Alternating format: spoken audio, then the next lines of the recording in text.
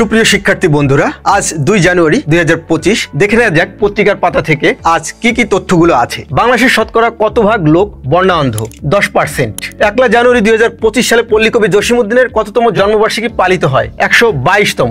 পল্লীকবি জসিমউদ্দিনের জন্ম হচ্ছে ১৯০৩ সালে। আইভরি কোস্টের প্রেসিডেন্টের নাম কি? আলাসানে আউত্তারা। একটু কঠিন উচ্চারণ, বাট মনে রাখতে হবে। গ্যাসপ্রম কোন দেশের রাষ্ট্রায়ত্ত জ্বালানি কোম্পানি? রাশিয়া। ব্রিটিশ বিরোধী যুদ্ধে শহীদ তিতুমির থেকে শুরু করে জুলাই অভ্যুত্থান পর্যন্ত শহীদদের স্মরণে করা হয়েছে যে প্রবন্ধ আমরা তোমাদের ভুলবো না। চীন ও তাইওয়ানকে পৃথক করেছে কোন প্রণালী? তাইওয়ান প্রণালী। ১ জানুয়ারি ২০২৫ থেকে ২০৩৯ সালের মধ্যে জন্ম নেয়া শিশুরা কোন প্রজন্মের হবে? বিটা বা জেন বিটা। হাইড্রোজেনের তড়িৎ রাসায়নিক তুলাঙ্ক কত?